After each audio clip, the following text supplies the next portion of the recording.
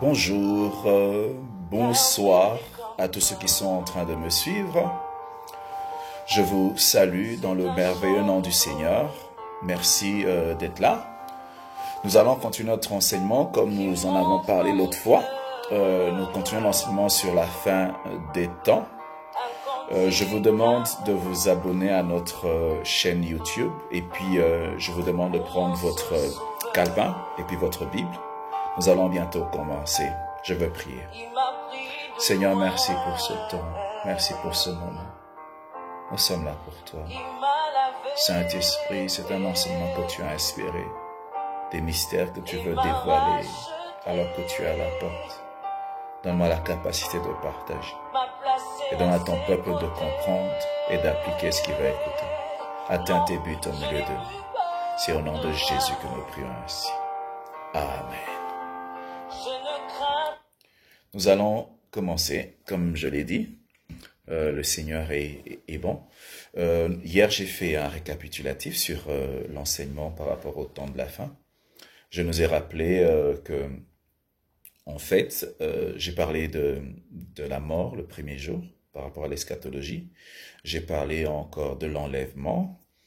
Et puis aujourd'hui, la question que nous sommes en train de nous poser, parce que j'ai voulu nous montrer des lignes, en fait. Nous avons vu que lorsque les hommes vivent sur la terre, on a l'impression qu'ils sont ensemble. Alors qu'en réalité, lorsque certains donnent leur vie à Jésus, ils reviennent à la vie. Ça veut dire que maintenant, ils sont en communion avec Dieu. Alors nous avons vu que lorsqu'ils mouraient, déjà il y a une séparation. Leur destinée se sépare déjà. Ceux qui meurent sans Christ vont à un endroit où ils sont déjà en train d'être tourmentés. Ceux qui meurent en Christ, maintenant, ils vont au paradis. Dans la présence de Dieu, en train d'attendre le retour de Jésus-Christ dans les airs. Et puis nous avons expliqué comment ça va se passer, que lorsque Jésus reviendra, ceux qui sont morts en Christ vont ressusciter, et puis ceux qui sont restés en vie, ensemble nous allons être transformés, et puis nous allons monter à la rencontre du Seigneur dans les airs. Mais maintenant la question c'est de savoir, maintenant qu'il y a une ligne, ça veut dire qu'il y a des gens qui sont morts en Christ, qui restent, dans la tombe. Il y a des gens qui sont morts sans Christ, qui restent dans la tombe en train d'être tourmentés déjà. Ceux qui meurent en Christ sont ressuscités. Les vivants qui étaient restés, qui sont en Christ, montent avec les ressuscités. Et ils vont à la rencontre du Seigneur. Ça veut dire quoi? Ceux qui restent sur la terre, ce sont les vivants sans Christ. Ils vont continuer une vie. C'est une vie dont nous allons parler prochainement. Parce que là, nous allons parler de la tribulation, de la grande tribulation. Nous allons parler de l'antichrist. Nous allons parler de la marque de la bête. Nous parlons de toutes ces choses. Mais ce sont des choses qui sont réservées d'abord aux païens qui vont rester, qui ne peuvent pas être enlevés. Mais nous allons voir que ce ne sont pas seulement les païens, mais aussi ceux qui ont cru au Seigneur à un moment donné de leur vie, mais qui, alors qu'ils marchaient avec le Seigneur, ils ont abandonné ces choses, ils ne se préparent pas, ils vivent n'importe comment. Eux, ce sont c'est eux qui vont traverser la tribulation. Mais l'Église qui est prête, les chrétiens qui sont prêts, vont monter à la rencontre du Seigneur. Nous avons dit que lorsque Jésus revient, il vient prendre son Église. Mais la question, c'est de savoir, quand ils montent là-bas, qu'est-ce qu'ils vont faire? Pourquoi est-ce que nous allons monter? Nous allons aller faire quoi? OK? Et puis comprenez une chose, pendant que l'Église monte, elle va à la rencontre du Seigneur. Il y a des événements qui vont se passer. Mais en même temps qu'il y a des événements qui se passent au ciel, il y a des événements qui se passent sur la terre. Des temps de souffrance et de jugement. Parce que je vous ai dit, la chose qui empêche que Dieu puisse faire descendre ses jugements sur la terre, c'est la présence de l'Église. Parce que c'est à cause de toi sur cette terre que le Seigneur ne la défend. Ne la juge pas encore. Mais lorsque nous allons monter, lorsque nous allons partir, ça va arriver comme au temps de Noé et au temps de Lot. Lorsque Dieu voulait juger Sodome et Gomorrhe, lorsqu'il voulait juger les hommes au temps de Noé, il a fallu d'abord qu'il protège Noé et sa famille. Il a fallu qu'il protège Lot et puis ses deux enfants à cause de leur justice. Et quand ils étaient à l'abri, alors le jugement est descendu. C'est pour ça que vous allez voir que lorsque l'Église part, L'Antichrist commence son règne, mais aussi Dieu commence des temps des jugements. Coronavirus, c'est rien du tout. Il y a des choses plus costauds qui vont arriver. Nous allons en parler prochainement. Nous allons parler des 7 trompettes. Nous allons parler des 7 sceaux. Nous allons parler des 7 vases. Nous allons voir les plans de jugement de Dieu qui réserve sur la terre. Parce que Dieu est en colère. Il est censé punir les hommes à cause de leur vie de péché. Mais j'espère que quand je parlerai de la tribulation, ce sera seulement des informations pour toi, parce que ce n'est pas ce que Dieu a en réserve pour l'Église. Ce que Dieu a en réserve pour l'Église, c'est ce que nous allons apprendre aujourd'hui. Nous allons monter, épargner, et puis nous allons pour vivre certains événements. Alors, le thème d'aujourd'hui, je veux parler des noces de l'agneau. Alléluia. Je veux parler des noces de l'agneau. Si vous avez un stylo, je vous demande d'ouvrir dans le livre de Matthieu 25, à partir de 1 à 13. Je vous demande aussi de lire dans Éphésiens 5, à partir de 25 à 27.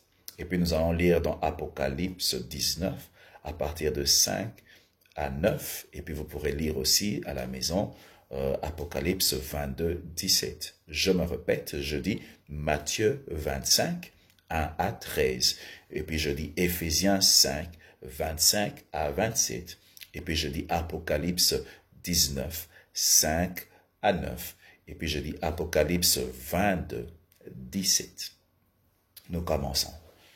Alors le royaume des cieux sera semblable à 10 vierges qui, ayant pris leur lampe, allèrent à la rencontre de l'époux. 5 d'entre elles étaient folles et 5 sages. Les folles, en prenant leur lampe, ne prirent point de l'huile avec elles, mais les sages prirent avec leur lampe de l'huile dans des vases. Comme l'époux tardait, toutes s'assoupirent et s'endormirent. Au milieu de la nuit, on cria, voici l'époux, allez à sa rencontre. Alors toutes ces vierges se réveillèrent et préparèrent leurs lampes. Les folles dirent aux sages, donnez-nous de votre huile, car nos lampes s'éteignent. Les sages répondirent, non, il n'y en aura pas assez pour nous et pour vous. Allez plutôt chez ceux qui en vendent et achetez-en pour vous. Pendant qu'elles allaient en acheter, l'époux arriva. Celles qui étaient prêtes entrèrent avec lui dans la salle des noces à la porte, et la porte fut fermée. Plus tard, les autres vinrent et dirent, Seigneur, Seigneur, ouvre-nous. Mais il répondit, je vous le dis, en vérité, je ne vous connais pas. Veillez donc, puisque vous ne savez ni le jour, ni l'heure. Vous avez vu au verset, si on dit, au milieu de la nuit, on cria, voici l'époux, allez à sa rencontre. Voici l'époux, allez à sa rencontre. Éphésiens 5, à partir de 25 jusqu'à 27. Je lis, Marie, aimez vos femmes, comme Christ a aimé l'Église, et s'est livré lui-même pour elle, afin de la sanctifier par la parole, après l'avoir purifiée par le baptême d'eau, afin de faire paraître devant lui cette Église glorieuse, sans tache ni ride, ni rien de semblable, mais sainte et irrépréhensible. Et nous allons maintenant dans Apocalypse 19, 5, 20, à partir de 5 jusqu'à 9. Et voici, sorti du trône, disant, louez notre Dieu, vous tous ses serviteurs, vous qui le craignez, petits et grands, et j'entendis comme une voix d'une foule nombreuse, comme un bruit des grosses eaux, et comme un bruit des forts tonnerres, disant, Alléluia, car le Seigneur, notre Dieu Tout-Puissant, est entré dans son règne. Réjouissons-nous, et soyons dans l'allégresse, et donnons-lui gloire, car les noces de l'agneau sont venues, et son épouse s'est préparée. Et il lui a été donné de se revêtir d'un fin lin éclatant, pur, car le fin lin, ce sont les œuvres justes des saints. Et l'ange me dit et crie, heureux ceux qui sont appelés au festin de noces de l'agneau. Et il me dit, ces paroles sont véritables paroles de Dieu. Rappelez-vous cette chose.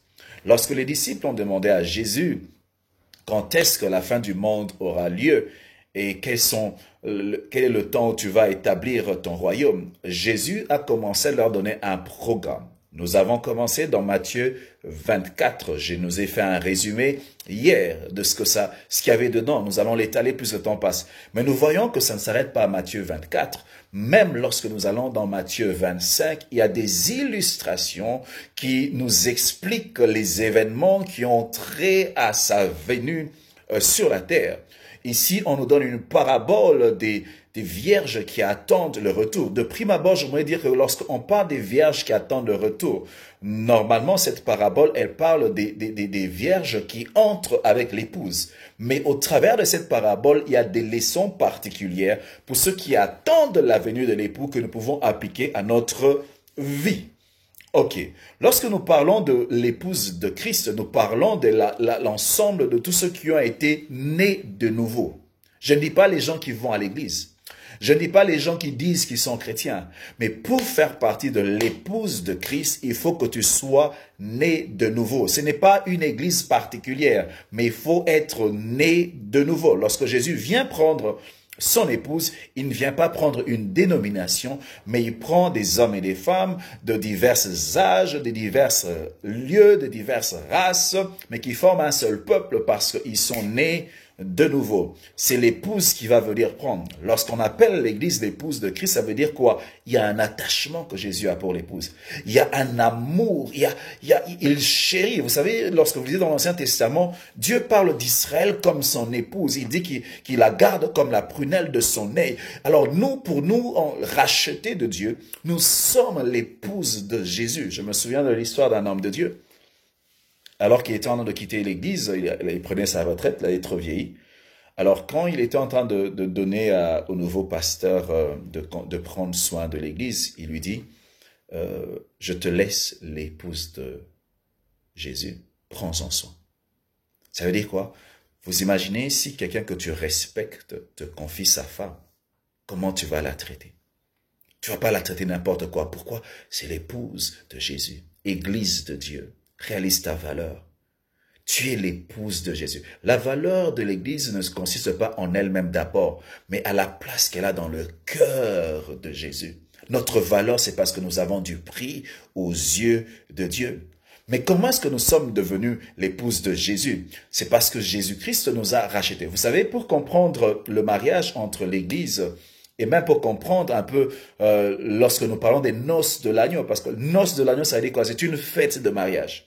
C'est la fête de mariage entre Jésus et son Église. C'est ça, les noces de l'agneau.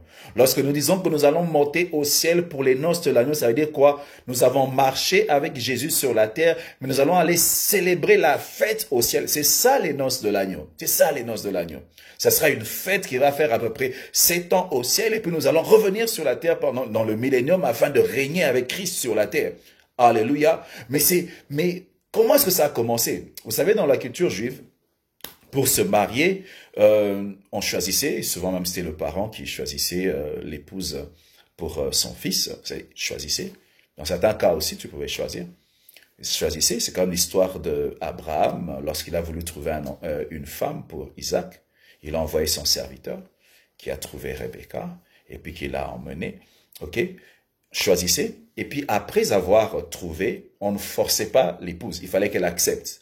Ok, tu trouves, mais il faut qu'elle accepte. Pour notre cas, c'est quoi? Jésus nous a poursuivis. Son amour nous a poursuivis. On nous a prêché l'évangile. L'évangile, c'est une histoire, c'est un amour que Dieu déclare envers nous. Jésus dit, je t'aime. C'est pour ça que je viens me sacrifier à la croix. La croix est une expression, une déclaration d'amour pour l'humanité. Car Dieu a tant aimé le monde, il a donné son Fils unique, afin que quiconque croit en lui ne périsse pas, mais qu'il ait la vie. Une déclaration d'amour pour tout le monde. Mais il faut l'accepter. Et lorsqu'on accepte cet amour, c'est lorsque nous décidons de donner notre vie à Jésus. Nous acceptons la déclaration d'amour. Alors, comment nous scellons cet engagement? Il y avait des dons qu'on faisait, mais à part ça, il y avait aussi la dot qu'on payait. Ok? La Bible dit que nous avons été rachetés à un grand prix. Nous, notre relation avec Dieu, l'alliance a été scellée comment? C'est parce que Jésus a versé son sang. Jésus n'a pas versé son sang pour le présenter au diable. Non, c'est le sang qu'il a présenté à Dieu, notre Père. Mais c'est le signe de notre alliance, notre engagement. Ça veut dire quoi? Avec Jésus, nous sommes devenus officiellement des fiancés. Vous savez, lorsqu'en Israël, les fiançailles étaient considérées, ils avaient un poids comme un mariage. C'est comme l'histoire de Marie et Joseph. Ils étaient seulement fiancés. ok? Mais c'était quelque chose de respectable, Ça veut dire quoi? Quand un fiancé trompait sa fiancée, on considère, quand tu rompais, c'est comme si tu romps un mariage, parce que ça avait de la valeur. C'est la relation qu'on a avec Jésus. Nous avons été fiancés, mais nous sommes engagés, nous appartenons à quelqu'un. Et puis après ça, qu'est-ce qui se passe? L'homme décide, il dit, écoute, écoute chérie, tu es à moi, nous sommes officiellement fiancés. Maintenant, je vais chez mon père. Il devait rentrer chez son père, parce que construire comme un logement, à côté, dans la maison de son père, construire un logement, et dès que c'est prêt, il revient prendre sa femme. C'est comme ça que Jésus, dans Jean 14, 2 à 3, il dit qu'il y a plusieurs demeures dans la maison de mon père. Si on n'était pas ainsi, je n'allais pas vous dire. Il dit, je vais auprès de mon père afin de vous préparer une place. Et puis lorsqu'il aura fini, il va revenir. C'est comme la culture juive. Il devait partir, ça prenait à peu près une année en train de préparer la place. Ok? Et pendant ce temps-là, l'épouse, la femme dotée, devait vivre en attendant ce jour. Pourquoi? Parce qu'elle savait que mon mari est parti, mon fiancé est parti, et un jour il va revenir. Elle devait maintenant se préparer par rapport à ce mariage pour qu'au son retour, il puisse la prendre. C'est la même chose. Jésus part nous préparer une place. Et puis, à un moment, il va revenir. Alors, vous vous imaginez l'attitude que doit avoir une femme qui est en train d'attendre son épouse. D'une femme qui est en train d'attendre son époux. Et puis, lorsque l'époux revenait, souvent, il revenait vers la nuit. Quand il arrivait, il venait avec ses amis. Et une fois qu'il est arrivé, il reste en dehors. Et puis, il sonne de la trompette. Directement, la fiancée, elle s'apprête et tout le reste. Et puis, avec ses amis, les vierges, les 10 vierges, avec ses amis, ils vont à la rencontre de l'époux. L'époux la prend, il l'emmène dans la maison de son père et ils vont pour faire la fête avec les invités qui sont venus. C'est ça l'histoire, ok? Souvent, lorsqu'ils allaient comme ça, l'époux et l'épouse allaient dans une chambre pendant 7 jours, pendant que dehors, il y avait la fête. Et puis quand ils ont fini les 7 jours d'intimité, ils reviennent, ils vont participer à la fête de tout le monde. C'est un peu l'image de l'arrivée du Seigneur pour les noces de l'agneau par rapport à l'église. Qu'est-ce qui va se passer? Jésus, j'ai dit, il nous a rachetés, nous sommes des fiancés, mais il est parti.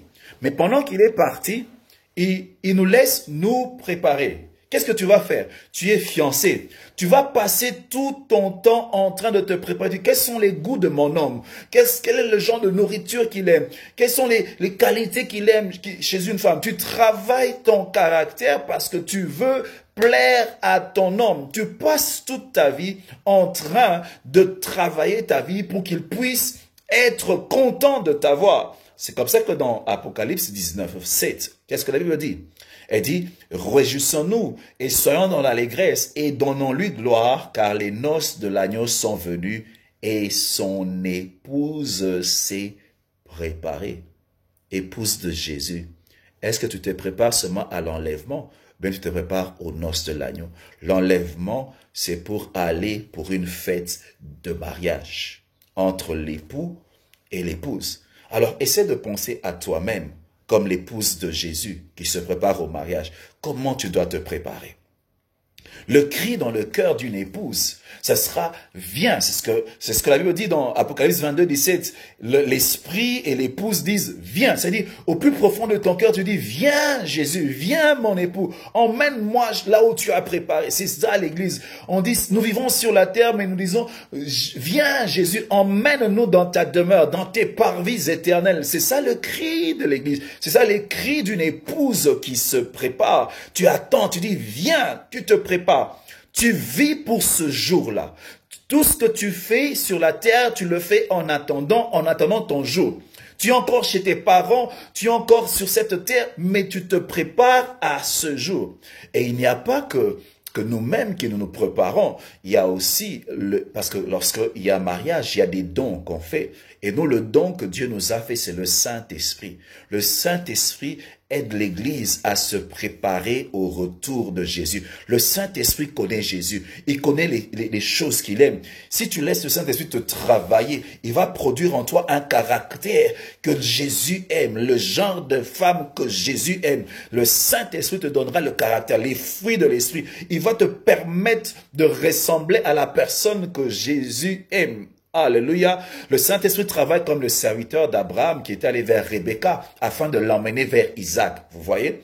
Le Saint-Esprit nous travaille quand tu le laisses te conduire. Il connaît Isaac mieux que toi. Il va t'emmener vers Isaac comme une femme qui correspond à ce que lui, il attend. Laisse le Saint-Esprit. Le Saint-Esprit ne vient pas parler de lui-même.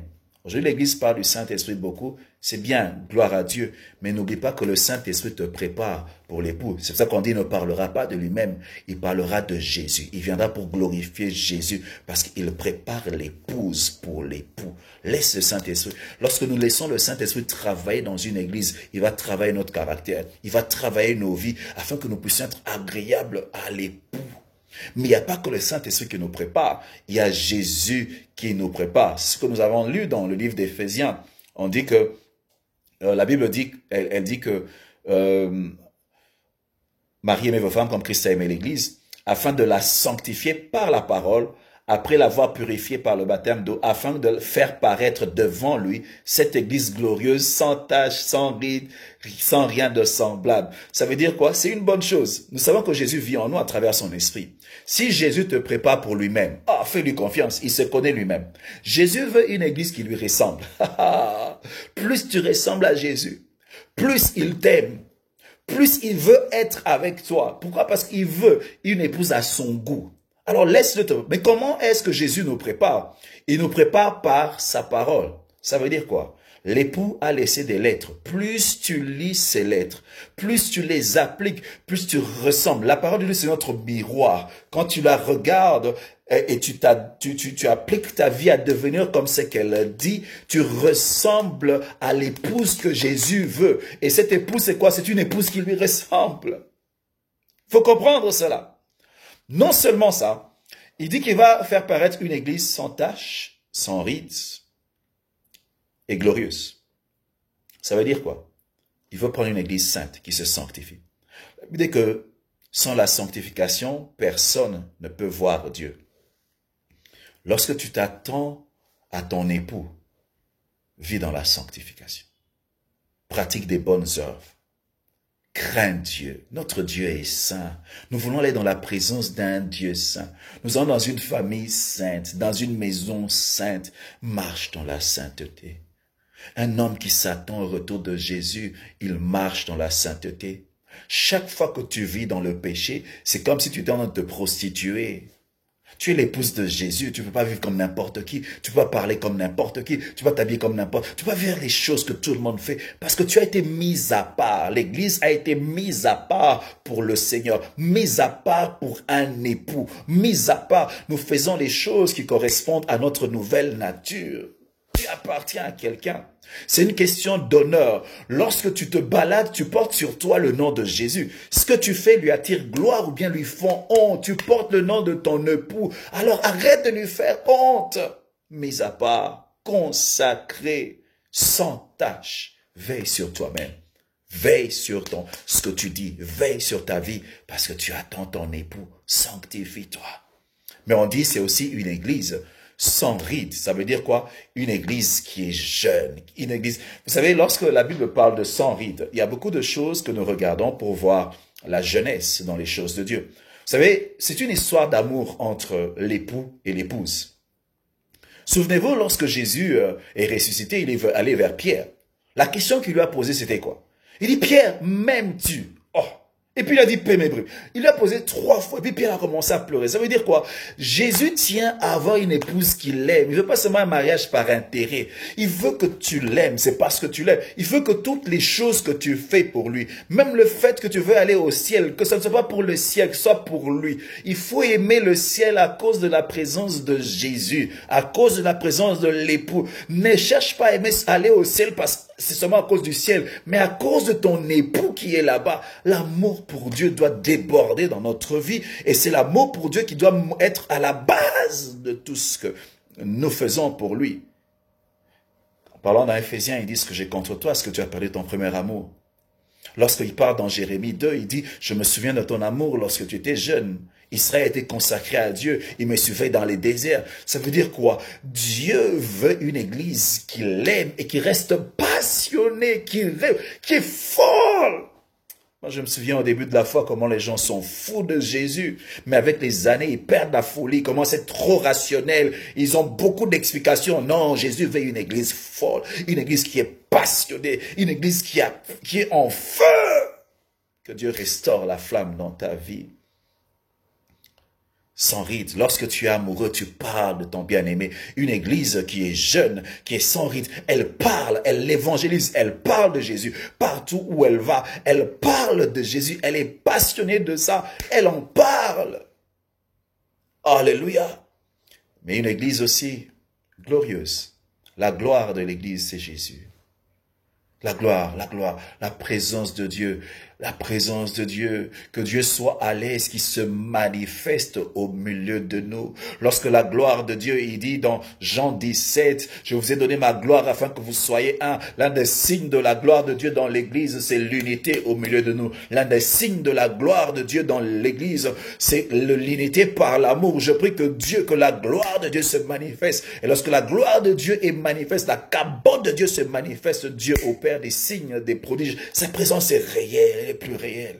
Une église glorieuse qui manifeste Christ sur cette terre avant son retour. La création soupire après la manifestation du Fils de Dieu. Que Christ se manifeste à travers nous. Vous savez, le plus grand challenge lorsque l'époux part et que l'épouse reste, c'est le temps, l'attente. C'est comme nous. Ça fait à peu près 2000 ans que Jésus est parti. Ça fait 2000 ans qu'on prêche ce message. Et les gens viennent vers nous et disent, oh, c'est parce que vous entendez Corona, que maintenant vous sortez vos enseignements sur la fin des temps, c'est toujours comme ça. Quand il y a la guerre mondiale, c'est comme ça. Ils disent ça. Mais ça, la Bible en a parlé. Lorsque vous allez dans 2 Pierre 3, il dit que les moqueurs viendront marchant selon leurs propres désirs et en train de dire, mais où est la promesse de son retour? Parce que depuis les temps de nos pères qui sont morts jusqu'à aujourd'hui, toutes les choses sont pareilles. Ils vont se moquer de nous. Mais nous connaissons que les signes. Et je vous assure que les signes de son retour dans cette génération sont plus évidents qu'au temps de nos pères, au temps de Paul. Il n'y avait pas de mondialisation. Il n'y avait pas des signes aussi tangibles par rapport à Matthieu 24. Il y a des mystères qui ont été réservés pour notre temps et nous les voyons. C'est pour ça que je veux vous avertir. Église de Dieu, préparons-nous. Il n'est pas loin. Il n'est pas loin. Ça a été long. L'attente a été longue. Mais il faut persévérer. Il faut endurer. Vous savez, lorsque Jésus prépare son église, il la prépare aussi par les épreuves. Vous savez, lorsqu'on a construit le temple de Salomon, la Bible déclare qu'il n'y avait pas de bruit dans 1 Roi 6-7. On dit lorsqu'on a bâti la maison, on se servit des pierres toutes taillées et ni marteau, ni hache, ni aucun instrument de fer ne furent entendus dans la maison pendant qu'on la construit. Ça veut dire quoi? Dieu nous taille sur cette terre. Il nous aimante. Il nous prépare par des épreuves, par les pleurs, par les challenges. Mais c'est parce que nous devons avoir une forme qui va placer dans le royaume de son Père. Là-bas, il n'y aura plus de larmes, il n'y aura plus de travaux à faire sur nous. Nous aurons été perfectionnés par l'œuvre que Dieu aura faite en nous ici. Et la dernière finition, ça sera le nouveau corps que nous aurons. Il faut endurer, même s'il y a des souffrances, même s'il y a des pleurs. Nous savons que l'époux revient bientôt pour nous prendre. Même quand ça traîne. Gardons notre premier amour, n'abandonnons pas. Continuons à parler de Dieu, continuons à garder nos moments avec lui, parce que Dieu est en train de vérifier si nous l'aimons réellement. Lorsque nous lisons l'histoire des 10 vierges, comme j'ai dit, c'était les amis qui accompagnaient l'épouse, mais il y a des leçons essentielles, parce que quand Matthieu 25 en parle, c'est pour nous parler des gens qui attendent, parce que les amis de l'épouse aussi entrent avec elle. Elles attendent aussi à la venue de l'époux. Et leurs caractéristiques nous aident, nous, en tant qu'épouse, à comprendre une qualité importante. Et ici, c'est la qualité d'être prêt. OK? Vous allez voir que la Bible parle de 10 vierges. Il y a 5 qui sont sages, 5 qui sont folles. Mais dès le départ, on ne sait pas voir. On ne sait pas savoir que celles-ci sont sages. Les autres sont folles. On ne sait pas savoir. Ok? Mais qu'est-ce qui a montré il y en avait qui étaient sages et d'autres folles? C'est le temps. La plus grande épreuve de la foi, c'est le temps. Parce qu'avec le temps, les choses changent, les événements changent et nous sommes éprouvés et beaucoup de gens lâchent. Le temps montre la vraie nature des choses. Le christianisme, ce n'est pas un sprint, c'est un marathon. Il faut persévérer, il faut endurer. Il y a des haies qu'il faut sauter. C'est un marathon. Alors, qu'est-ce qui se passe? Tous étaient en train d'attendre le Seigneur. Même les sages se sont assoupis parce que apparemment quand ça traîne, on s'assoupit. Mais ce que j'aime, c'est qu'au milieu de la nuit, ils ont entendu un cri. Souvenez-vous du cri que nous allons entendre. Au son de la trompette. À la voix de l'archange. Alléluia. Vous savez, il y aura des cris. Les cris, c'est pas seulement ce cri-là qui va se manifester, mais il y a même des événements que Dieu permet afin de réveiller l'épouse. J'ai vu beaucoup d'hommes de Dieu, beaucoup de chrétiens qui commençaient à se laisser distraire par les choses de la vie, mais Corona a pu les réveiller. Gloire à Dieu pour cela. Parce qu'ils s'en vendent, il y a des choses qui arrivent. Alors ils se réveillent. C'est qu'il dit c'est au milieu de la nuit. Quand la Bible parle de la nuit, c'est pas que ça sera à minuit. La nuit, c'est comme dans le livre de Timothée 3, lorsqu'on dit que dans les derniers jours, il y aura des temps difficiles. Il va venir pendant des moments difficiles. Mais des moments difficiles essentiellement pour les enfants de Dieu, parce que plus les ténèbres règnent, plus l'environnement devient compliqué pour nous. Ça devient de plus en plus compliqué. Mais par la grâce de Dieu, nous tenons parce que nous pouvons briller davantage. Mais ça sera des temps difficiles qui va venir dans la nuit. Dans la nuit, un cri. Mais qu'est-ce qui s'est passé? Elles sont réveillées. Portons notre attention sur les lampes. Parce que c'est ça la clé. Celles qui étaient sages, elles avaient des réserves d'huile. Elles ont pu allumer leurs lampes. Les autres qui n'étaient pas sages, elles n'avaient pas de réserve d'huile. Elles n'ont pas pu allumer leurs lampes. Leur problème, c'était leur lampe. C'était pas leur virginité. C'était leur lampe. Elles ne pouvaient pas aller vers l'époux parce qu'elles ne pouvaient pas voir le chemin. Leur lampe avait des problèmes. Les autres avaient pris des provisions. Et puis ils ont dit, mais prêtez-nous. Non, ils disent, on ne peut pas vous donner. Vous savez, la provision spirituelle est personnelle.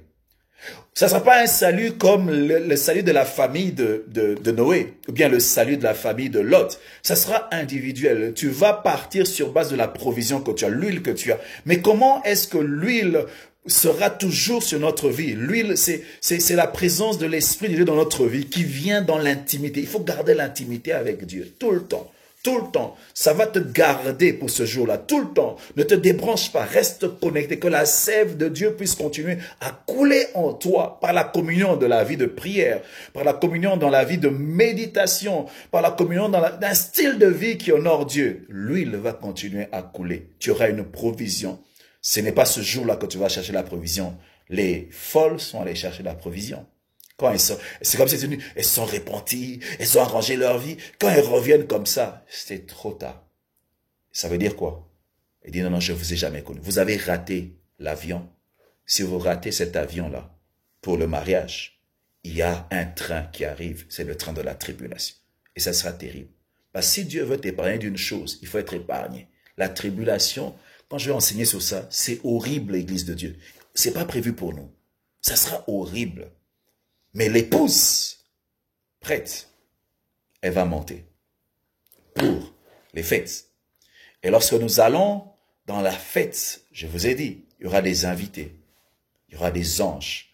Jésus dit, celui qui me confessera devant les hommes, je vais aussi le confesser devant mon Père et devant ses anges. Mais celui qui a honte de moi, j'aurai honte de lui devant mon Père et devant les anges. Jésus va prendre son épouse et la présente au Père et dit, tu vois mon épouse.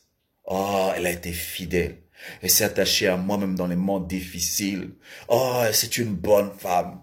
Il va confesser ton nom devant le Père. Il n'a pas honte de toi parce que tu n'as pas eu honte de lui sur la terre. Et puis les fêtes vont commencer pendant 7 ans.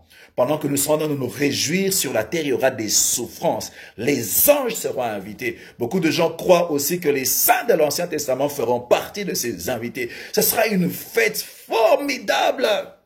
J'aime ce que la Bible déclare sur cette fête. On l'annonce cela d'une manière solennelle.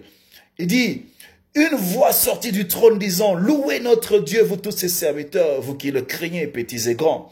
Et j'entendis comme une voix d'une foule nombreuse, comme un bruit des grosses eaux et comme un bruit de fort tonnerre, disant, Alléluia, car le Seigneur, notre Dieu tout-puissant, est entré dans son règne. Réjouissons-nous et soyons dans l'allégresse et donnons-lui gloire, car les noces de l'agneau sont venues et son épouse s'est préparée et il lui a été donné de se vêtir d'un lin fin, éclatant, pur, car le fin là, ce sont les œuvres des justes saints. Et l'ange me dit, heureux ceux qui sont appelés au festin des noces de l'agneau. Et il me dit, ces paroles sont véritables, paroles de Dieu. Heureux ceux qui sont invités. Mais nous, on ne sera pas des invités. La fête, ce sera notre fête. Ce sera notre jour d'honneur, notre jour de gloire, notre jour tant attendu. Église de Dieu. La question que j'aimerais te poser, c'est de savoir où est-ce que tu en es par rapport à ton amour pour Dieu. Pierre, Jésus te demande, m'aimes-tu toujours? Où en est ton premier amour? Est-ce que tu aimes toujours Dieu comme avant? Ou bien le temps a fait que tu t'occupes d'autre chose? Tu as commencé à aimer la terre plus que Dieu. Mais Dieu te donne l'occasion aujourd'hui de te repentir, de dire, Seigneur, pardonne-moi. Je t'aime plus comme avant, mais je t'en prie, Seigneur, restaure-moi, restaure ma vie, restaure ma vie. Maranatha, viens, Seigneur Jésus. Je t'attends. Je suis prêt. Je suis prêt. Nous allons prier ensemble. Seigneur mon Dieu, je te présente mon bien-aimé, ma bien-aimée qui entend ce message. Elle a entendu la voix de l'époux et je sais que son cœur tressaille. Je prie que ton esprit nous aide à être prêts pour ce jour. Pas seulement sauvés, mais prêts. Je prie, Saint-Esprit, que tu nous aides.